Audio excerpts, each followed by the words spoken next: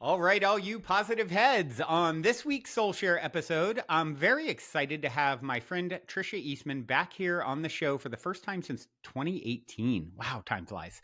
Mm. Tricia is a lineage honoring medicine woman and founder of the nonprofit Ancestral Heart, as well as author of the forthcoming book, Seeding Consciousness. Hello, Tricia. Welcome back to the show, my friend. Hey, so happy to be back here. It's been so long. I think the last time we had a gathering of this sorts was maybe 2017 or was it 2018? Yeah, I think it's 2018, I Mm-hmm. believe, but maybe I got that wrong. Maybe it was even earlier than that. Mm. Um, I look, yeah, I'll have to double check. Somewhere in there, a long time ago, Yeah, in one breath, and I guess in another, it's only been a minute. I know. So, well, I'm going to start off with my cliche opening question Mm. and it is this. And I always think back, like, did I ask this back? Because I always go to this cliche opener, cliche closer, and it's like, I probably asked it, but it's always interesting to see how it's changed too. Yes. So my question is this: you're in an elevator, the woman next to you looks over, says, "What's your passion?" You have 10 floors to answer. What do you say? Oh my God. Only 10 floors? Wow. Um, Only 10. mm. I really feel that my deepest passion is here for the earth and the medicine. And my, organization, Ancestral Heart, the work has really been focused on Indigenous led efforts, which I think are such a beautiful way of exchange and reciprocity because Mm, it gives you this opportunity to connect into wisdom, to look at things from a perspective that is so different than the Western perspective. And so, just being in humble service in that way and really listening to yeah. those original instructions has Mm, really just I've just been bathed in so much blessing. So I'm mm. I'm fully passionate and fully in service and for the collective awakening of humanity through spiritual practices and psychedelics. Mm. Wonderful. Well, that's quite that. That's the Willy Wonka answer, I say. Like where he goes in the elevator and it goes up through the top of the floor and out into the cosmos. So good answer. um, Yeah. well, I'm sure on you guys can go back and find Trisha's episode from years back, and I'm sure you touched on your backstory there. But maybe another little highlight, whatever feels relevant to share from your backstory, would be great. So, I mean, 10 years now, I've been working in the space of psychedelics and plant medicine. And I feel like it's been an incredible journey as my mother's side of my family is originally from Oaxaca, Mexica, Triqui, and Mixtec. And so, really, it's been this time of discovery of really getting into my ancestral roots, which I think is such a rich thing for all people to find ways to connect with the ancestral realm and to get support Hmm. from your ancestors, and how much healing that's brought forward for myself, for my family. And I'm devoted to my partner, who is a psychedelic researcher, Dr.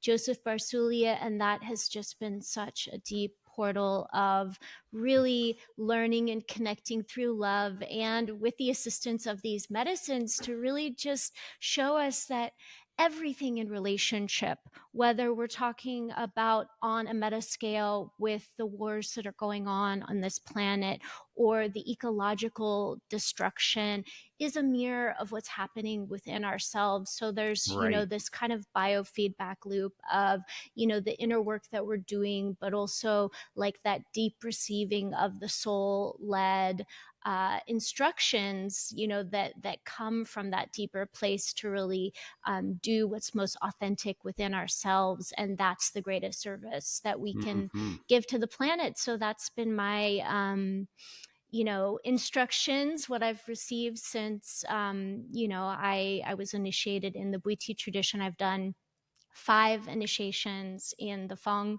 tradition of Bhuti, and one initiation in Gonde Masoko Bhuti, which is more of the original Bhuti from the jungle that came from the pygmies. And this has really been my deep practice of the learning, the teachings, but then, what can be shared back, through, for example, the book Seeding Consciousness, which came Hmm. to me in an initiation in the end of 2018. Wow. Literally every chapter, every Wow. bit of the instructions. Wow. And you said, you were on medicine and it all came through. Is that what you're saying there with the book? And it's interesting about initiation because I don't believe that the medicine necessarily needs to be taken for the Hmm. information to come through. I mean, Sure. in a Bhuti initiation, there's many different types. This one in particular involves being in a chamber in isolation for 7 days. And just one of the Wow. days, you're taking medicine, but you're in deep contemplation and prayer and doing Wow. different bathing rituals and purification rituals. And Wow. through those rituals, it really kind of cleans away anything that's in the way of just receiving the deepest level of clarity. And Wow. through that, that's where that came Wow. from. 7 days. That's quite intense. Yeah. I mean, and you don't know when you're receiving the plant. You don't know how it's going to impact you in this particular initiation. It was probably the largest dosage I've ever been given.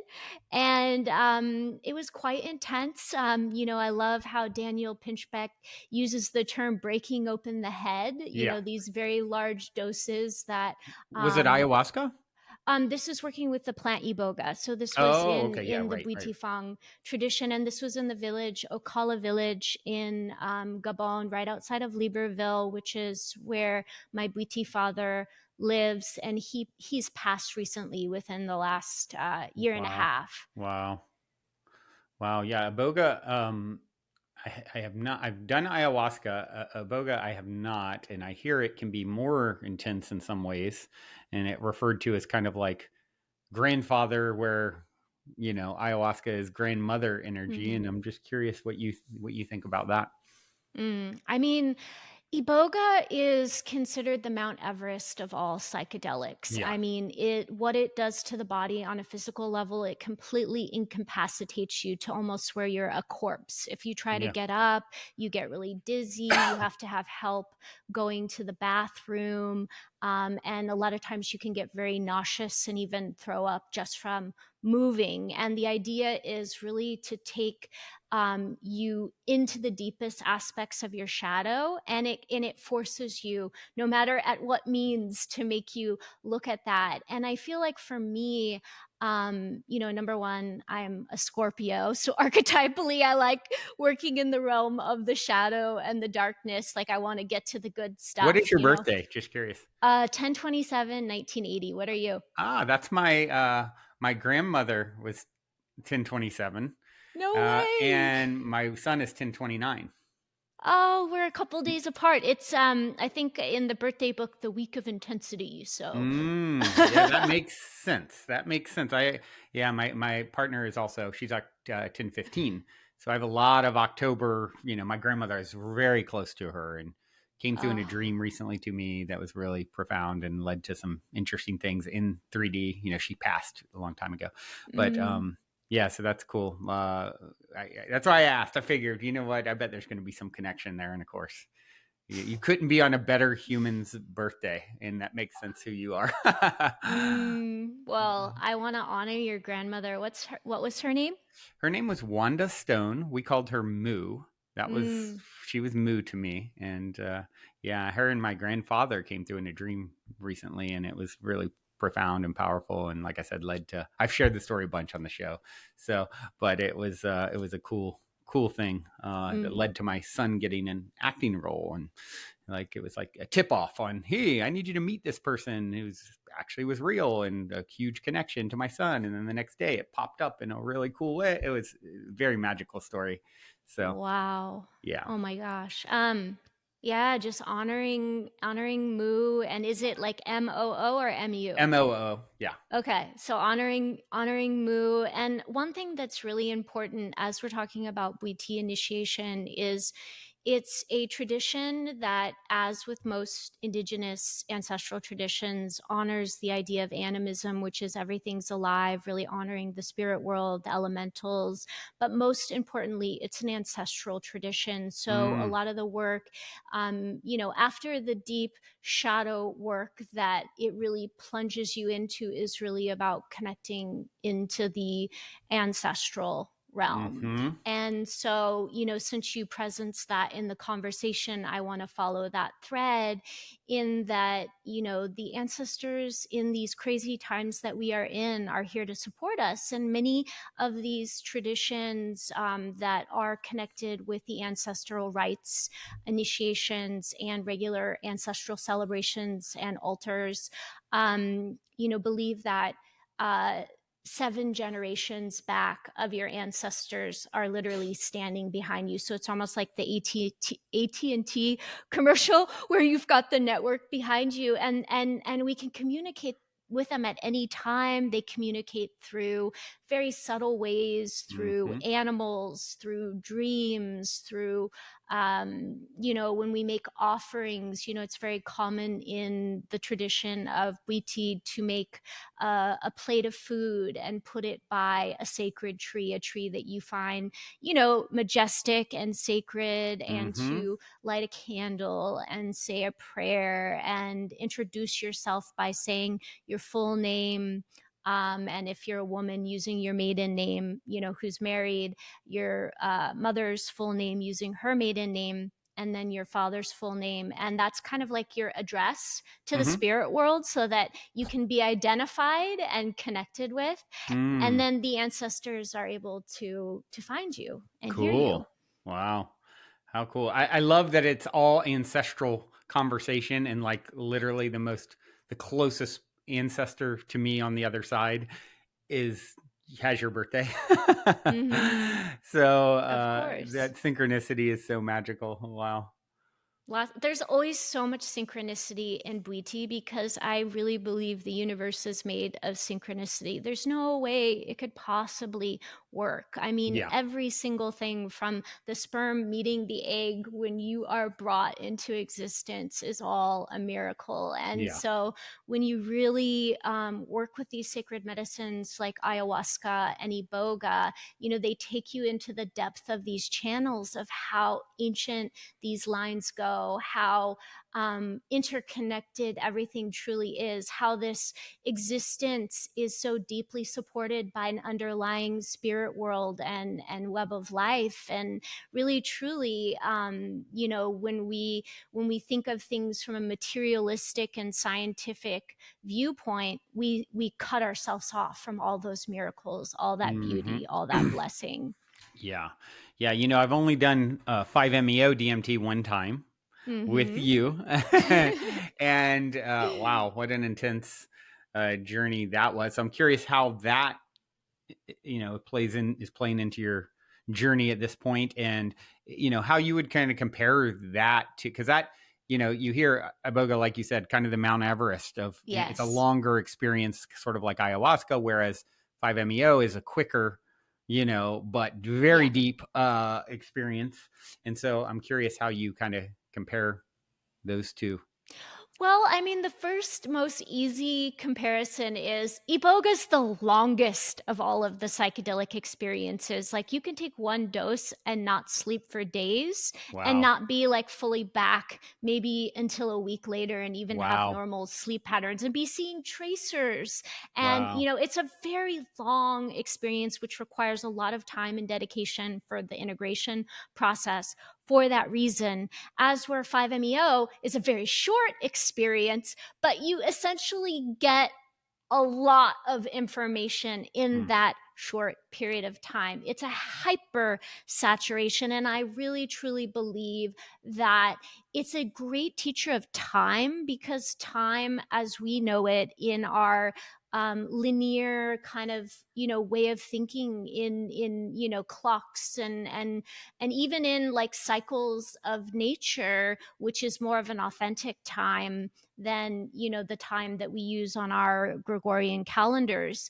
But when we think about the universal time, like for example, the speed of light, Yeah. which is essentially what you're traveling at when you go into 5-MeO DMT, you're Right. traveling into these great speeds of light. You're literally leaving your body.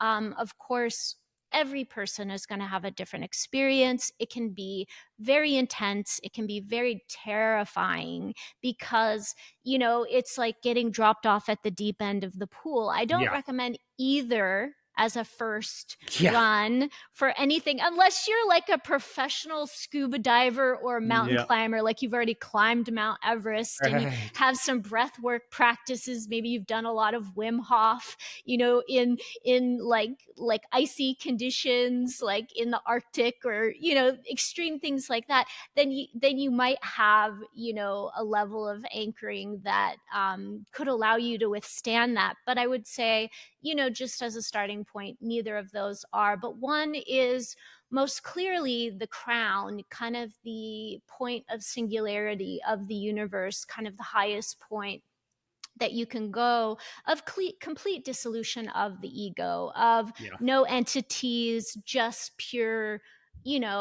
light. And then, Iboga takes you down deep, deep, deep, deep, deep into the roots, deep into the deepest quietness, the stillness, the depth, the root of everything, into the undersoils and the underworld. And yeah, it's just a deep experience into that aspect of the darkness, of the shadow, which I think the two are essential mystery schools to have a complete understanding of the yin and yang, of how the universe works together. But definitely need to be done in a respectful way, Yeah. in a way that is in a proper container, with someone who is trauma informed Yeah. and has practiced for a significant amount of time. It's not something you can take a 2-week course Yeah. and then just start giving to people. I don't think any psychedelic is, but there's a lot of that out there Yeah. nowadays, so I just Right. want to preface that. Yeah. Yeah. Yeah. Totally. Well, yeah. So I'd like to talk a little bit about your forthcoming book, "Seeding Consciousness," and it's a term that you have kind of coined. And can you explain, what you mean when you say seeding consciousness? Well, it's actually kind of a joke because, there's no such thing as seeding consciousness. Right. Consciousness is, and we, by going within ourselves, are accessing the actual bedrock of that consciousness. But the seeding truly came to me from something that Alex Gray posted.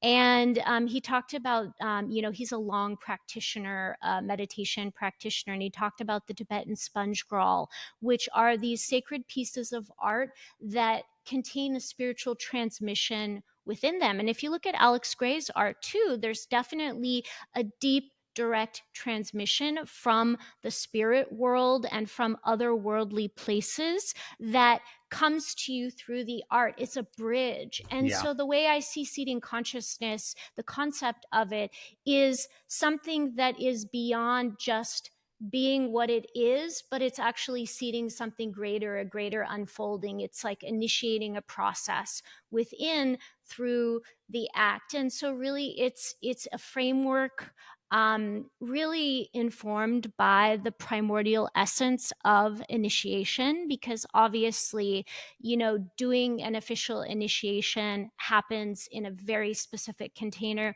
with very specific preparations, but there are elements of it that are greatly missing within the psychedelic movement, which are really essentially cutting off what the values and benefits are of these medicines to society. For instance, it would be like having this, I hate to use a materialistic term, but it's a good, easy analogy. If you had this Ferrari that was like the most souped up version, that had the most number of cylinders, the highest amount of performance, but you're just driving it in first gear. That's Yeah. essentially what's happening in the psychedelic movement. They're like, oh, let's drive it in first gear and we'll just go 5 miles an hour down the road. And you just haven't even really tapped into the capacity of what this profound gift and tool of the ancestral traditions, of these primordial frameworks, of these original principles that carry throughout these traditions,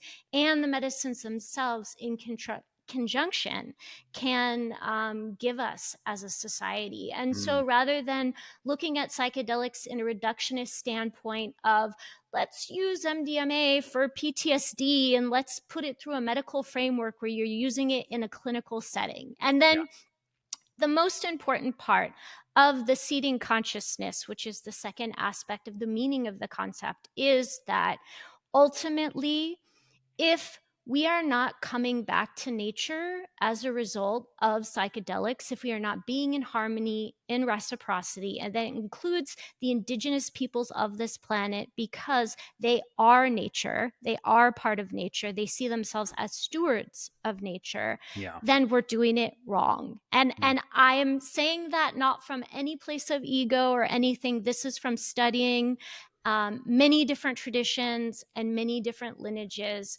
that if we're not linking this back to humans as a keystone species that are stewards of planet Earth, number one, the psychedelic movement will not sustain. The medicines will leave the planet, we will eat them all, and we will Mm. still be stuck in the same issues if we Yeah. are not essentially linking this back to number one, our creative power, which is, that we are all here as powerful creators. We're not here to heal. We didn't come to this planet to heal with psychedelics. We came to create, and to Mm. create in devotion to something greater Mm. that essentially is nature, and nature is an expression of the divine. And in that devotion, great beauty can Mm. flourish, and we Mm. can flourish as a species. Yeah, I love that. I think it's so easy to get caught up, especially in, you know, let's say conscious community on, you know, healing, healing, healing. It's like Yep. constantly this focus on that. And so I think that's a really powerful thing that you're pointing out. Like, um, you know, it's in a sense you are complete and fixed and whole. You know, it's like this dichotomy of, yes, these are things that can be worked through, yes, and you're perfectly imperfect as you are. And I Yep. think that's an important piece to have that healing, let's say, experience, is understanding it doesn't make you better from the grandest perspective should Mm-hmm. you heal, or if you've done more self work than the person next to you, you know, now you're somehow superior. You know, Yep. it's all divine, right? Yeah. And I love the perfectly imperfect because there is a chapter which is really about this inner alchemical process that we go through with shadow work, Mm, which is a completely ongoing process of refinement. And yeah. when we look at the finer arts and we look at these ancient arts of things like Mm. kintsugi is the Japanese art of broken repair. So this Putting chapter is gold, called right? with the gold, yes, Yeah. and it's called soul kintsugi because in this art of soul retrieval through these different aspects of going into these journeys of self, whether it's with yoga, whether it's with psychedelics, whether it's with sound healing, many of these modalities that you talk about on positive heads, it's pulling all of that together, and that wholeness, seeing that wholeness of that, and through that self love, through Yeah. that acceptance of oneself, painting the gold into the Mm, cracks. yeah. And with that, you have a vessel that is more valuable Hmm. than it was before. Mm. I think that's so important, especially when you fall into, you know, self judgment about where you've Mm-hmm. misstepped. Yeah. You know, I've had more of that experience in, you know, recent year or so than I ever have in Mm-hmm. my prior journey, and it really is an interesting thing for me to look at and face and deal with and process, because it's like, oh, I can focus on what's wrong, or oh, I missed this wave, or I executed this poorly, and Yep. therefore there's loss. And really focus in on that, or exactly what you're saying, kintsugi, actually, because of those things, now I get to repair with the gold of my soul and being, and actually will be more for it. And what a Yeah. difference then, what a different story that is, right? What a different energetic experience of, oh my gosh, I missed the boat. I did it wrong. I really flubbed up. Now my confidence is more shaken. Whatever. Or, that was actually, you know, even just a wonderful setup for me to heal, repair, and become even more than I would have been had I not gone through that.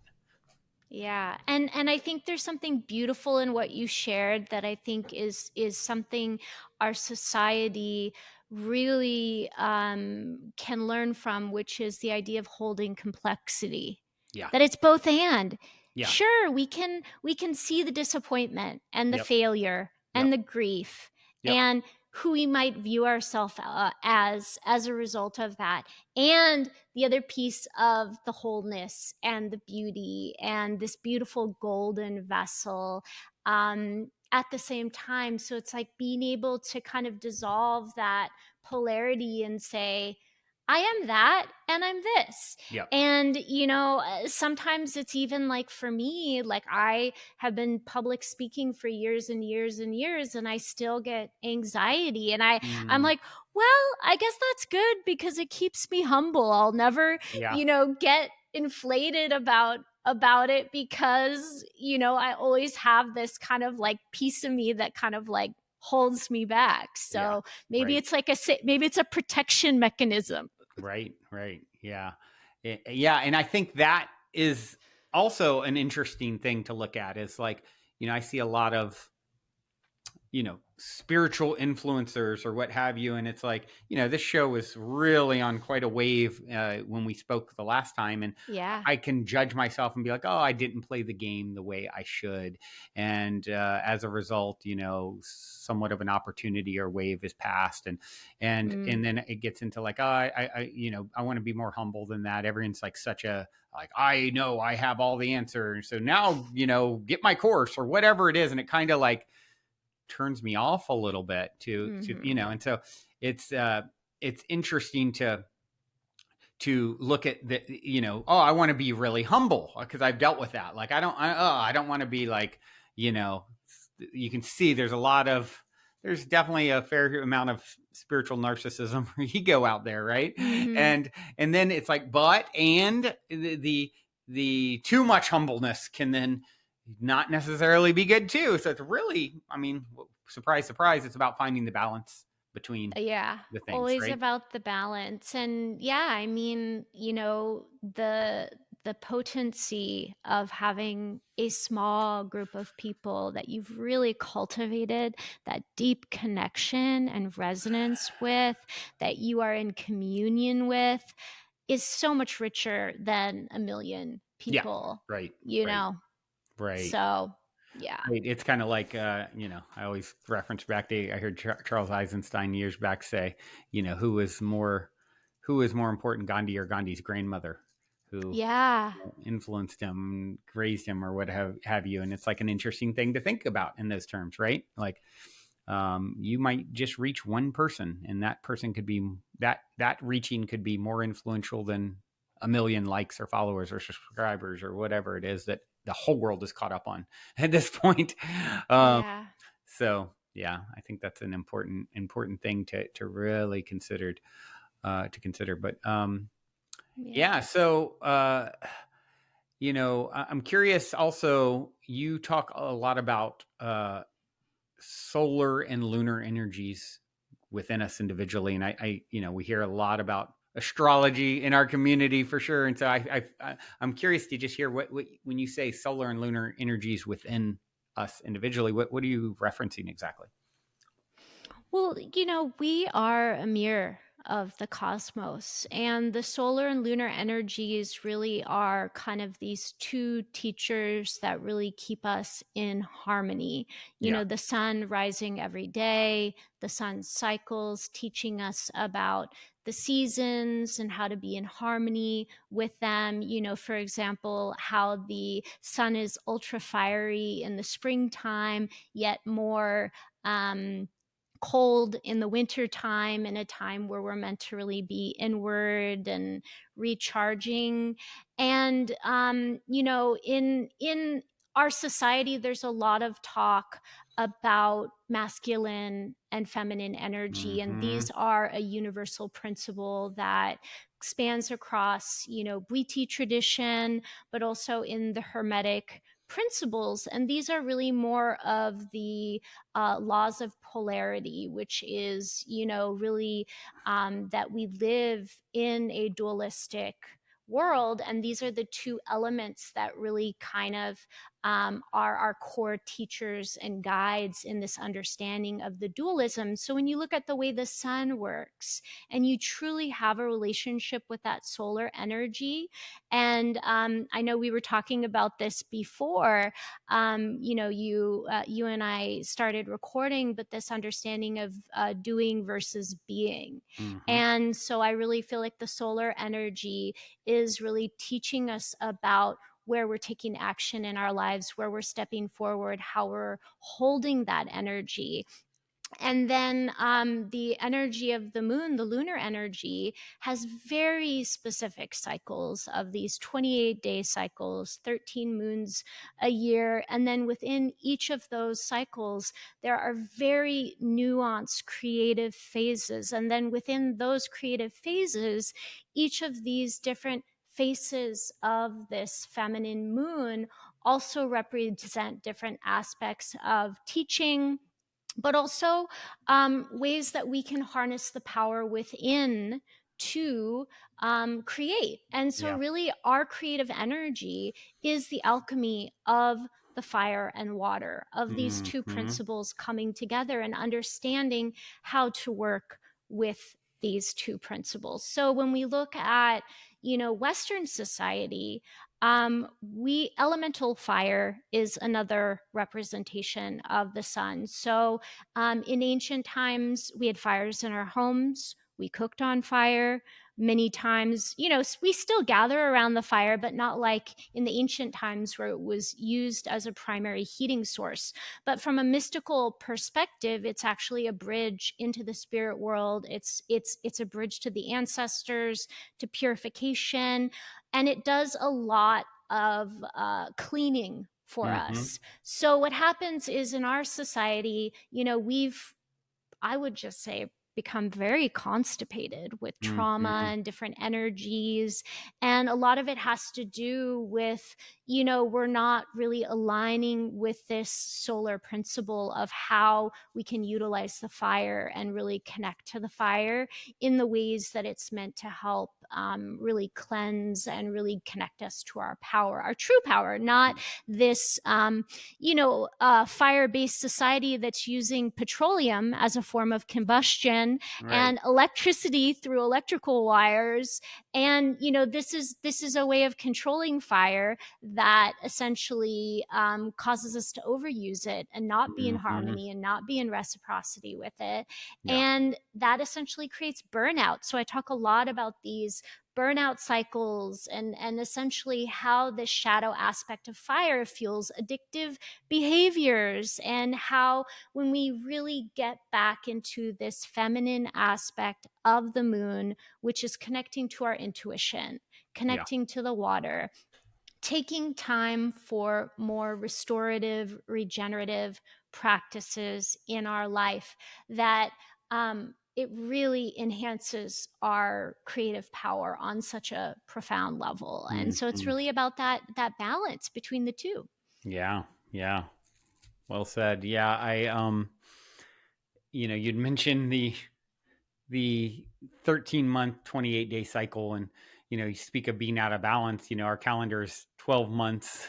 Yep. And, and then of course we have the leap year we throw in and all these things to kind of correct there's this natural set of cycles that we've, for whatever reason, moved off of. And, someone pointed that out not so long ago, the 1328 cycle. And I hadn't thought of it in a lot, or I'd heard it years ago. And then I was like, oh, wow, that's interesting. I remembered, oh, that's my address growing up. I lived on 1328 Glendale Avenue, and then my birthday is a 28 as well. And, I have a lot of synchronicity with my birthday. And so I'm like, this is important for me to get in touch with the natural rhythms and flows. And like Yeah. we were talking about before starting, my initials being BBB, and I've done a lot of doing, and you said, yeah, you probably should on yourself. Yep. Don't should yourself. Exactly. Don't should on yourself. When you do, you should on yourself. Yeah. And I do that too. I push myself. I feel pressure. And it's interesting, like, because in the medicine, I've seen a lot of birth trauma, and I Mhm. understand some of my patterns related to pushing myself, related to birth trauma. And then if I look at that from the meta of society, when you enter into the world, if you're born in a hospital, and in many circumstances, there isn't really space created for an individual soul to enter into this planet at their own pace. Yeah. It's very common that they're either pulled out via cesarean, or pushed out, or forced out, or even forceps or hands coming in and grabbing you Yeah. out. And I just wonder how much of that imprints on the psyche of, like, I've got to do this, and like that feeling of doing, or I got to get out there, I've got to, Yeah. like that kind of anxiousness of, because that's like literally your first breath where you're getting spanked by a doctor if you were Yeah. born in a hospital. Yeah. And it's just like this, like, kind of forceful way of being in the world. Yeah. Right. Right. Yeah. And it's interesting when you move into this more flow state, the changes and the way you will see things come to you uh, easier. A lot of, oftentimes it's like, oh, if I get into more receptive mode, it's actually a way to, in a sense, work harder, not smarter. I mean, yeah, work smarter, not harder. In many cases where, and I think it's important to just tune in with, not to say there's not a time and place for lots of action, there is, but what is the underlying energy behind it? Is it coming from stress and fear and anxiousness? Is it coming from excitement? The very Yeah, different energies to be, taking action with, right? And if you want to 100%. And I see the out, and just add real quick, mhm. the outcome will of whatever you're doing, I think, will be reflected of that energy that is going in. So I think it's really important for us to start to tune in to where are we coming from with this movement. 100%. And I want to reference my Bwiti father, Atum Rubenga. And I believe this is true as well, that life is a school, that we incarnate here as a school. So if we are here to learn, and this is a school, I like to think of time in the sense of whatever's happening externally in reality, that it's like, remember it when you were in math class and you would have this like algebra problem, and then you'd have all this space on the paper to like do your Mm-hmm. calculations and make your answer. That's what that receptivity is. It's like we have plenty of time to really breathe in, to really breathe out, to really do the calculations and feel within what are the emotions at play, what is my intuition saying, and then respond from that grounded place. And I think, our society, and I think this is a side effect of trauma, is just operating more from a reactive Yeah. place, which is, Right. I feel this, therefore that is how I should respond. Mm. Yeah. Yeah. Totally makes sense. I know in the book you also share a little bit, kind of you cover this notion of ego death Mm-hmm. and how daunting that can be. And, I mean, it's a daunting thing to hear, for sure. And so I'm curious, what is your thoughts and guidance around that idea? I mean, really, I love this saying, and I say this in my book: you die before you die, so that when you die, you don't You realize die. there is no And death. there Die before is you die no and realize there is no death. I think There is is always, no death. And yeah, at the end of the chapter, there's this beautiful death meditation. And, in traditional Buddhist practices, the death meditations are very, um, commonly, feeling yourself, melting away, seeing your bones over many months kind of dissolving, seeing the seasons change, and kind of this complete dissolution of nothingness, which to me is almost like going into the void, yeah, which is the bardo. yeah, The in the Tibetan Book of the Dead, they talk about the it's essentially the birth canal, yeah, into the spirit world. So when you go through the death process, there's always that crossing through. yeah. And with psychedelics, it can be this crossing through of feeling nausea, of feeling discomfort. It can just literally feel like tension, just like when you were born, there was all that tension around you before you popped out of the womb and into the world. Right. Um, and on the other side of it, when you die, and this is from my own experiences witnessing over 2,000 people over the last 10 years in psychedelic experiences in countries where it's legal, Mm-hmm. because, I've been doing retreats outside of the Mm-hmm. United States for a Mm-hmm. long time. Hmm. Um, you are greeted when you finally cross through. You are greeted with so much love. Yeah. There's so much beauty, there's so much gratitude. And when you look at the brain waves of these mystical experiences, one I like to highlight is gamma frequency, and it's the brain wave most associated with Tibetan monks that have lifelong practice. And they refer to it, the Tibetan monks refer to it as a feeling of being blessed. Mm. And, truly there is this outpouring of beauty and blessing. And I personally believe, especially from reading a lot of different near death experience and research around that's exactly what you experience when you die. You cross through, and then Grandma Moo is on the other Oh, side waiting for you with a plate of cookies, oh like, man. hey, I missed you, I'm Mm. so happy to see you again. Yes, exactly. Exactly. Um, well, speaking of Grandma Moo, and I started to share the story, but my girlfriend makes fun of me because I've shared this story so many times to people, and even on the podcast at least 5 times. So I won't share it again. Although maybe if you ever wanted to hear it, I'm happy to share it with you. Otherwise, Yeah. I'd like to hear a story from you. I love to hear stories of synchronicity, serendipity, positive paranormal stories. So really, I'd like to hear that from you. But I'm also thinking something that I wished I'd asked earlier. So maybe we can even get double story time from you.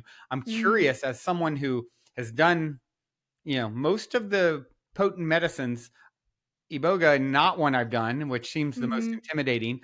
I'm curious of any like powerful story you have with that, and if there's a separate story of synchronicity, serendipity, positive paranormal story, I'd love to hear that too. So maybe we can get a little Tricia, story time going here. Yeah. Gosh, I mean, there's so many stories. And luckily in the book I was able to get permission to share a Mm, few cool. stories Cool. from people that were really impactful.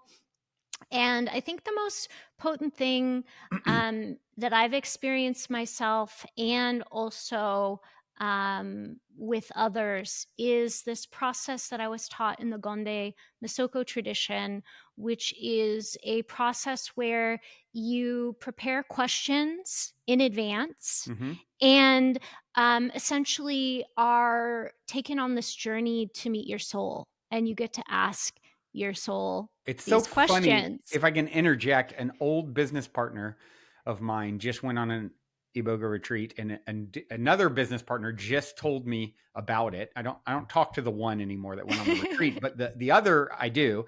And he was just telling me 2 days ago. I was like, so how was his? I'm curious. How was his Iboga? When I had worked with him, he had never done anything. How was his Iboga retreat? He goes, well, he got to sit down and meet his soul. So it's so funny that you say that was exactly, he recounted to me the story of this, ex-business partner meeting and sitting with his soul. So anyway, sorry, that I was just love, like, of course, there's a that synchronicity as we're just was telling told a to me. synchronicity story. It's so good. Hello, and that's the way the medicine works. That's the Yeah. whole comedy of it. Yeah. So, what is so hilarious about all of it? Every question, everything. There's two pieces. One, the soul has the best sense of humor and Of says the most clever, course. funny stuff that you could ever imagine. Yeah. Um, the other piece is that truth is really simple. Mm.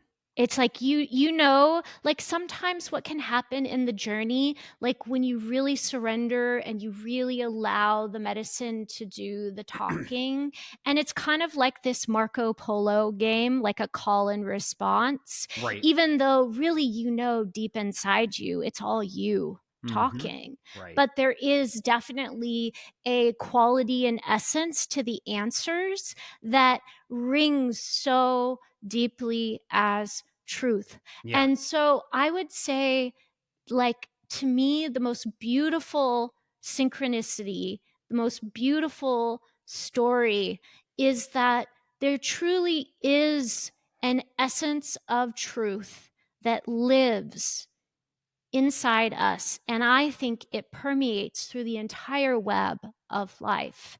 Hmm. And it is the truth. It's not Hmm. disputable. It's not like, Biden or Trump, or there's no duality in it. It is like the ultimate truth. This is the primordial, and it's like when you have access to that, the profoundness of that is incredible. And so, part of that journey too, in this traditional practice, meeting the soul, talking to the soul, but then also calling in ancestors. Hmm. And I'll share one story that I think was really profound, which I have permission to share.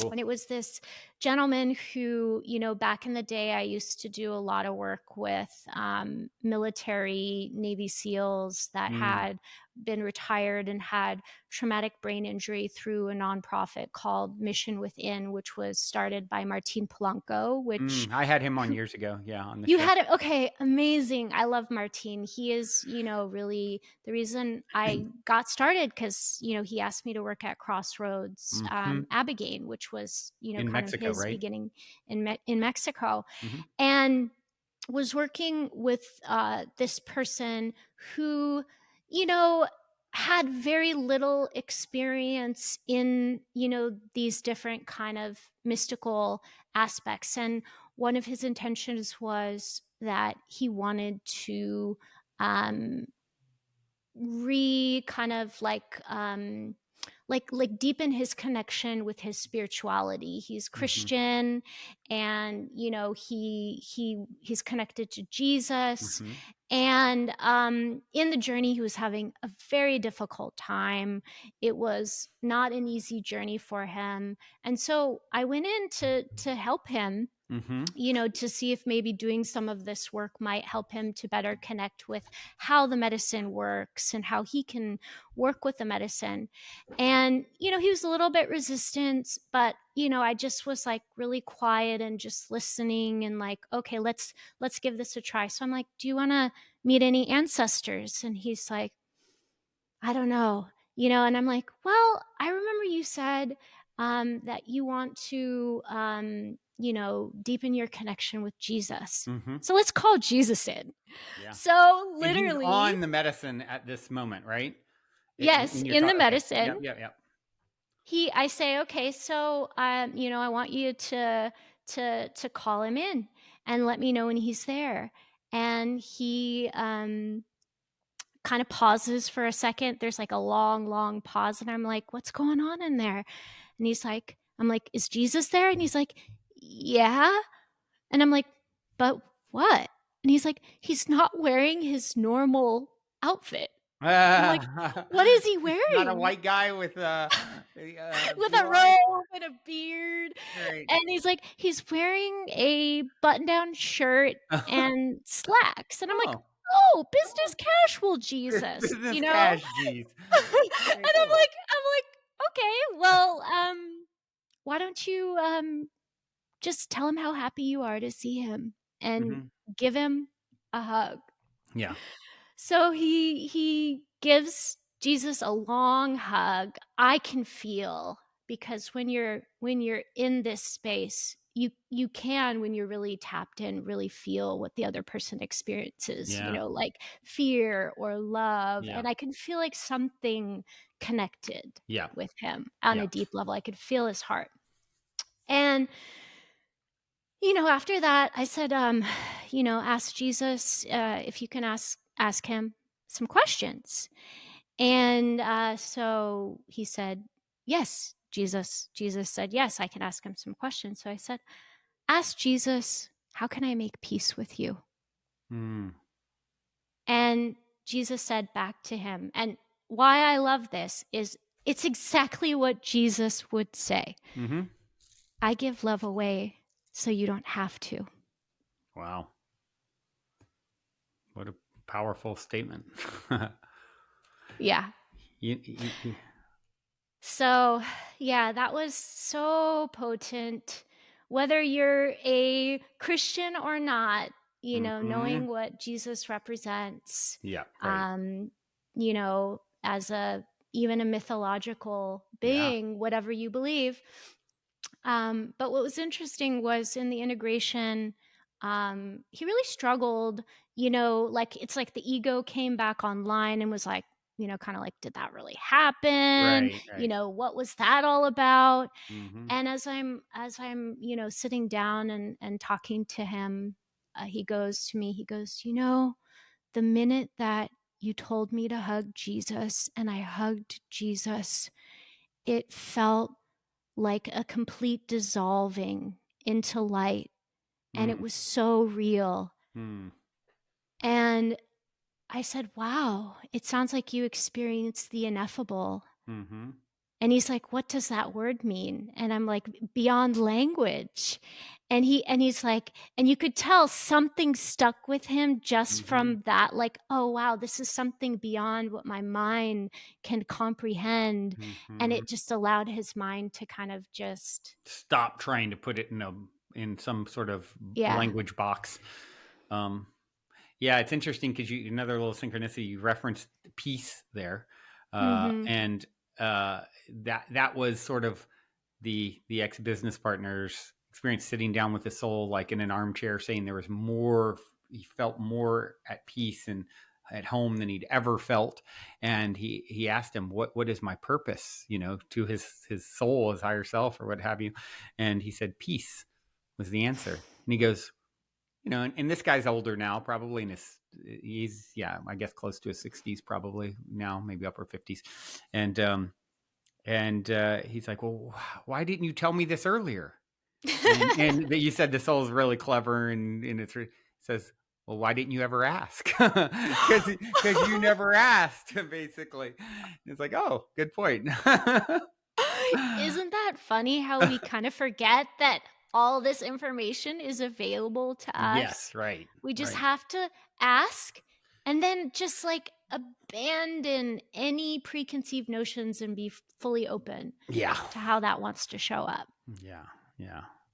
Well, this has been super inspiring, and yeah, it's I don't know if you have any other like personal account or synchronicity or story that you feel that pops up when I ask that you feel inspired to share. But, um, if so, I'd love to hear any.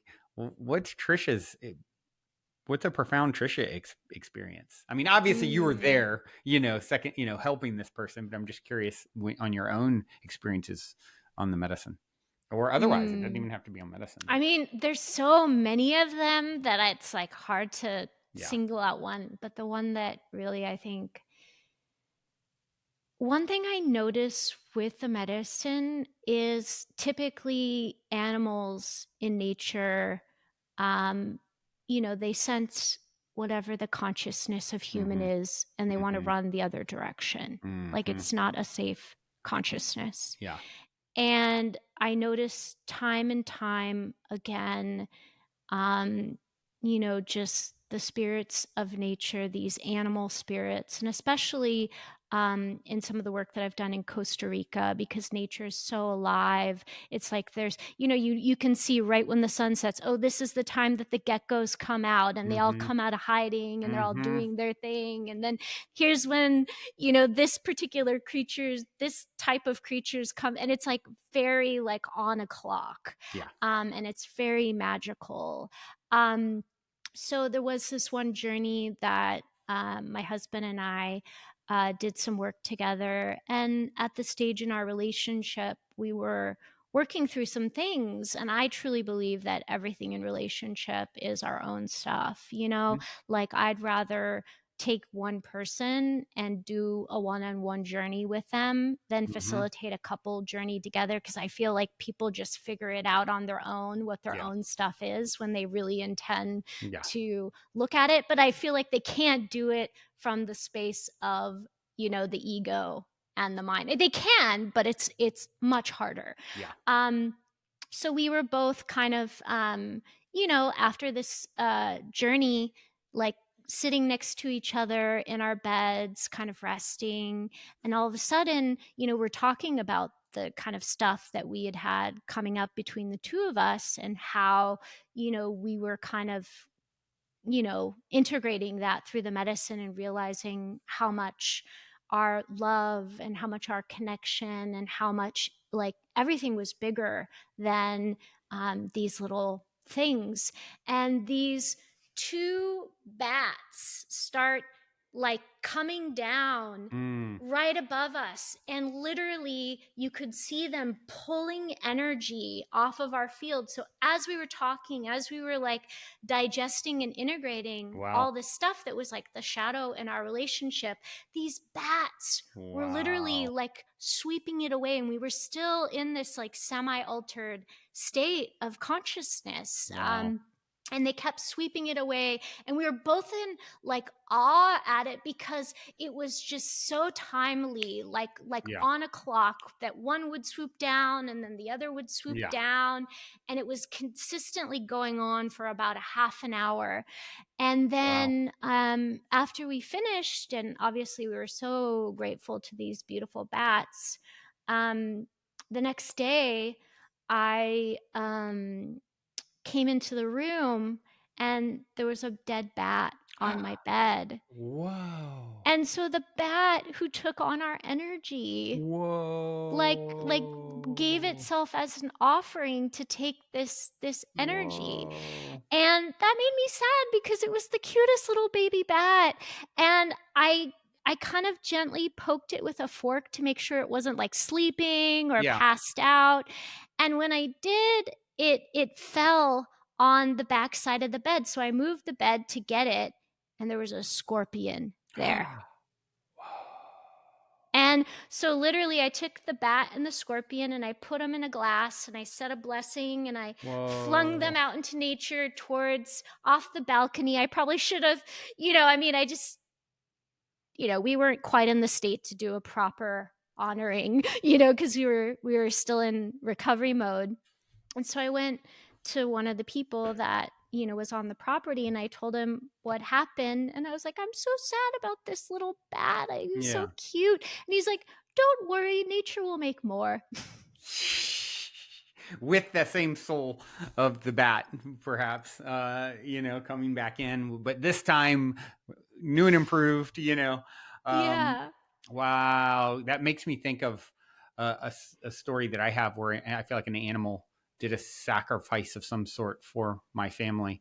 Um, Oh. yeah, I'll share. And I also want to share the moose story with you because you have her birthday. So I'll share these couple stories. Anyone who's heard that one, as my girlfriend would roll her eyes, I've told it 5 times on the show over the last 6 months.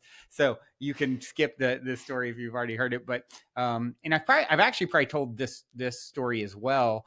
With the animal, it's just been a while. So years back, me and my partner at the time had got a dog together, Mm. and we were going to go. It was right around your birthday. It was right at Halloween, and my sister had been really kind of obsessed with ghost hunting at the time. So I'm like, oh, it'd Mhm. be a fun trip. There's one of the most haunted houses in the U.S. supposedly is in San Diego. And I was like, that's only an hour plus south. Why don't we take a bunch of the family down there, and we'll do this private tour of this place as a gift for my sister or something. And so we make the plan to do that. And we have this dog. I think it's called the Haney House, if I remember. But anyway, in San Diego. But we take our new puppy to my sister's house, so her husband, who's not going to go with us, can babysit it, puppy sit it, Mhm. right? Because we're 6 of us or whatever going down to this super haunted house supposedly, and uh, and we bring over the puppy, and my sister is obsessed with her dog, first of all, Mhm. and it's a Jack Russell Terrier. It's kind of hyper, but it starts Mhm. trying to like jump at the puppy. My sister's holding it, like, oh, it's so cute, my girlfriend gets there with the puppy, and her dog keeps trying to jump up hyper to get at this little baby puppy, and my sister's like, no, stop, and like swats at him when he's jumping, knocks him out of the air. He falls on his neck, breaks his neck, dies on the spot. My sister is horrified. She just killed her dog Oh my by kind of god. pushing him out of the way, And of course, um, I mean, she was so obsessed with her dog too. And so it was just like, I wasn't there. My girlfriend was there, he now, here's her dead animal, her dead dog. And of course, we canceled the trip we're supposed to leave, within an hour or so. We canceled the trip. It's, but we paid a lot to go. It was a private tour. So the next day I called and said, look, this awful thing happened. We didn't come like we were supposed to. My sister's Jack Russell, for whatever reason, I named the dog, my sister's Jack Russell died. And is there any way we could do a makeup tour, after the dust settles with this? Mhm. And the person on the other end was like, yes, I'm happy to have you guys come back down because of this. Although I got to tell you, during the tour, one of the things that we talk about is that there's actually an animal that haunts this place that's a Jack Russell Terrier. And I just got full goosebumps. And what I felt intuitively in that time is something that animal, her dog, I feel sacrificed itself to prevent us from going and mixing up in that energy or whatever. What Yeah. was going to happen with the drive down to San Diego, or what was going to happen I don't know, but Yeah. intuitively I felt that so strongly. And it was a dear pet that sacrificed itself, Yeah. for our benefit. And so that's what comes up, that story. And and now I'll share one more little story, just because I just feel I can't not with Yeah. you having October 27th as your birthday. So any of you have already heard it, you can tune out. We're going to wind down after this. And so a few months back, I um, I had a dream with my grandfather and grandmother, and in the dream came, Mm. it was like, oh, I broke through, they're on the line, and they're both on the other side, my mother's parents. And it was Mhm. my grandfather Joe and my grandmother Moo, his wife, right? Mhm. And Joe is doing the talking. He's like, hey Brandon, we need to talk. I need to introduce you to my good friend Peter Finch. Now, I don't, I don't know that name, anything, but I woke up, and that's all I remembered when I woke up in the middle of the night. Oh, and he said he's from World War II. He's a friend from World War II. And so I wrote down Peter Finch, World War II, half asleep on my phone. You got to remember this. And then the next morning, thank goodness, I picked up my phone. I'd forgotten. And it was like, oh, yeah, that's right. Peter Finch, World War II. Is this real? Is this a real person? You know? And I go to search Peter Finch. First thing that comes up is a famous actor from the 70s. He died in the 70s. First actor to win an Oscar after passing. He passed, and a few Wow. months later, so I'm like, oh my gosh, it's a real person, and he's a famous actor, which I instantly, okay, this is somehow connected to my son Bradley. Bradley is, Mm-hmm. 25 when he's 18. My dear friend who's been on the show a bunch of times, Colby, who's a medium and intuitive, she gave him a reading for his 18th birthday, and she's like, oh my gosh, you're about to start acting soon, and you're going to be this huge actor. And did it now. Wow. That was 7 years ago. He's been in 50 productions in the last 2 years. He just won Best Actor in an Independent Film in the Los Angeles Film Awards, and he's just had a film in Cannes, got into the finals at Juilliard. Like, he's doing the thing, and he's very pure with it. You met Bradley. I I met think we him, went to and I think dinner it was together. right before he started. Yeah, yeah. We went to dinner together. I remember, but so if that was 2018, was that 7 years ago? That's 6 years ago. 6 Yeah. years ago. So he was just starting, or he just had He that reading. probably had maybe around that time he did a first little thing with his best friend in high school. He was still in high school then. And his best friend went on to NYU for film school and stuff, and is to be a director, and they did their first little thing in the house, my house you were at. His first thing he ever filmed, they shot something in the Bold Positive Head studio, that little short. And so it was probably around then he was doing his first ever any kind of acting. And so of course when I see the acting thing, I instantly think this must be connected to Bradley. Then as I'm reading Peter Finch's Wikipedia, I scroll down further. He's also known for being in a famous battle in World War II called the Battle of Darwin as a gunner. So I'm like, oh my gosh, he's a real person. He's an actor. I can make a connection in my life. And he's from World War II. I thought my grandfather, who I forgot to mention, he was at Pearl Harbor when it got bombed. Joe was on the Utah, the first ship to get hit. So he was truly surprised. Like, he got hit first. His friend standing next to him, Pat, died. He jumped ships. The ship's still in the harbor with the nose sticking out. He jumped ship, swam, and lived, luckily for me. And so when I woke up, I thought maybe this is his friend from, the ship or whatever. But it turns out it's this actor guy. Maybe they knew each other. I don't know. And so get this. So later in the day, I didn't see Bradley all day. We still live together here in the Mystic Manor, and I didn't see him all day. Super busy day, and he'll often hit me up for, hey, Dad, I've got a self-tape I've got to submit, and he needs someone to read lines opposite. Normally it's like, hey, within the next day, tomorrow, sometimes, can you do read lines with me? And this was like I'm walking out the door to play tennis. My friend's already en route, and I get a text from him, hey, Dad, last minute self-tape request. I've got to turn it in within an hour. And he never says what it's about. It's for a World War II show, a new World War II show. I'm like, oh my gosh, I got to cancel my plans. I wouldn't have, otherwise I'd be like, no, Brad, I can't do it, man. My friend's already driving to the courts, And so, oh my gosh, I got to cancel. So I cancel. And I go and I'm reading lines for him for this part. And I'm now, keep in mind, it was Joe and my grandmother Moo was there. And as she didn't talk in it, but she was there with him. And as I'm reading lines, his character was like a young cadet from the South. And he's like, oh, hey, Kentucky, how about I just stand behind you and say Moo?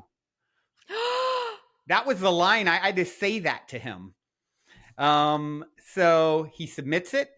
Wow. The next day, normally these things are like months out and stuff. Next day, he gets a call back.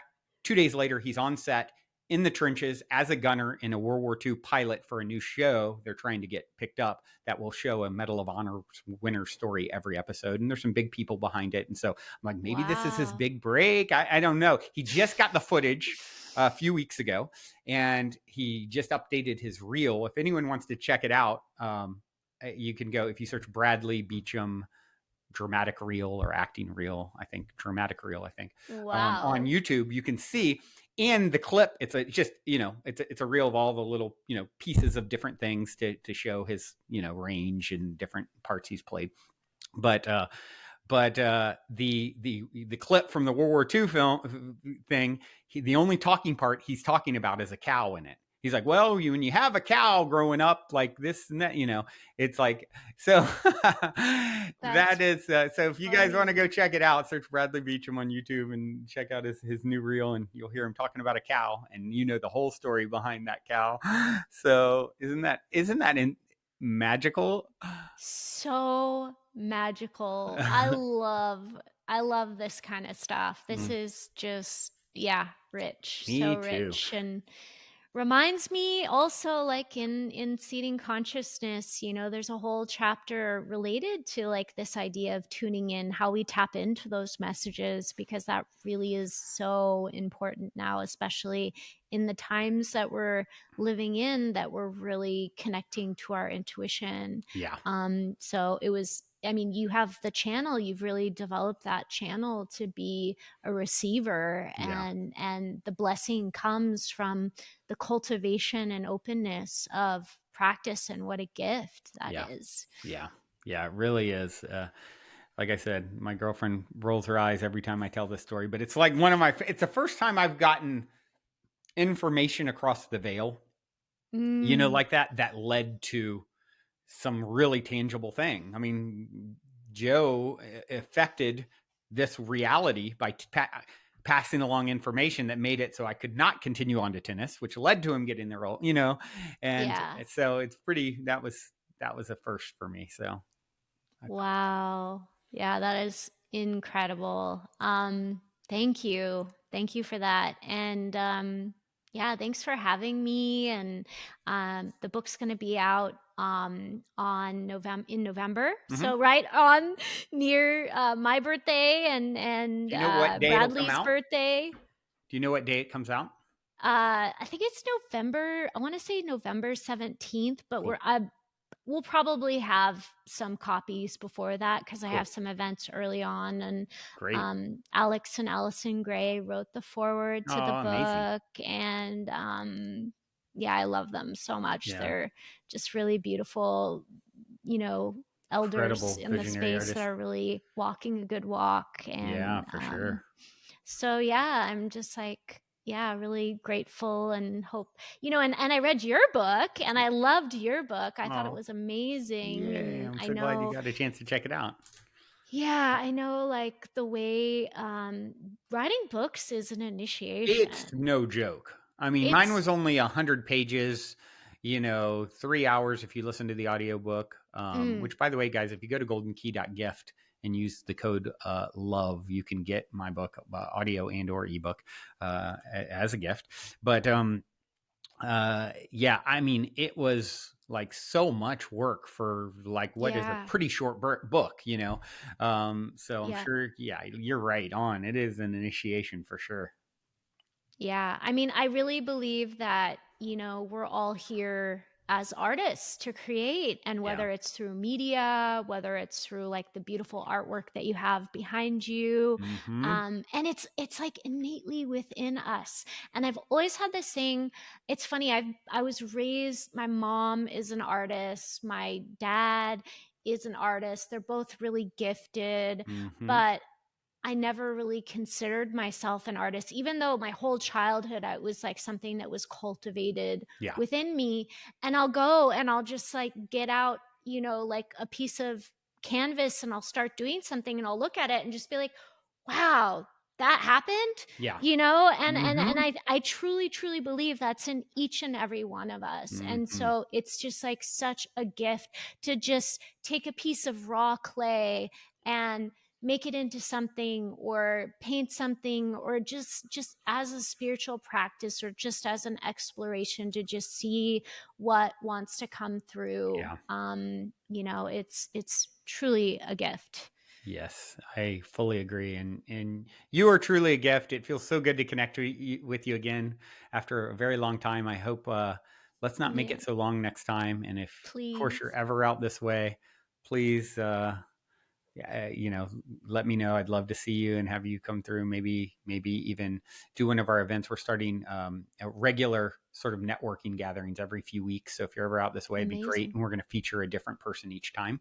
So it'd be great to, they're kind of like 5-hour events, and we'll have like a talk from someone, and biohacking, Wow. and we're calling it Mystic Society, and it's kind of like a membership thing. And so I'd love to have you participate in that. If you're out this way, let me know. And if I'm back in my roots in North Carolina, speaking of, Bradley was in North Carolina like 2 days ago. All his roots on his mother's side are there too. So Oh, he was out there like just in your neck of the woods. yeah. Well, come visit anytime, and I would be honored. I would love to do something fun with you. You have the best network. And so I would love to play with you guys. And I definitely will be in LA for the book launch. So Cool. I'll follow up with you and we'll get something on the Yeah, for calendar. Can't sure. wait. For sure, for sure. Well, thank you so much for all that you do. And thank all. Is there any way, did you throw out, I didn't catch, like the best way for people to connect with you personally? Like, is there your own website or social Um, media or? I mean, my Instagram is at Psychedelic Journeys. That has all my links. Cool. And, I just really appreciate people, following so that, we can keep spreading the work. And I just have so many projects that it's hard to create a centralized hub for that. My website for a lot of the nonprofit work that I'm doing, which is really focused on Indigenous led reciprocity work, doing a ton of work with the Bwiti, planting sustainable iboga in Gabon, Wow. doing quite a bit of work with the Kogi Kagaba in La Sierra Nevada. Wow. And just, we've done 3 land trust, we've done a ton of other kind of like restoration Mm, projects. Not to go too deep in yep. everything, but you can check it all on Okay. ancestralheart.com. Cool. And it's easy to get a hold of me through that or through Instagram. Awesome. Awesome. Awesome. Well, thank you, Tricia. You are such a absolute light in this world, and it's a pleasure to know you. And yeah, all of you out there for tuning your beautiful brainwaves and incredible hearts into another episode. I greatly appreciate that. Mm, Until next time, journey well. thank you.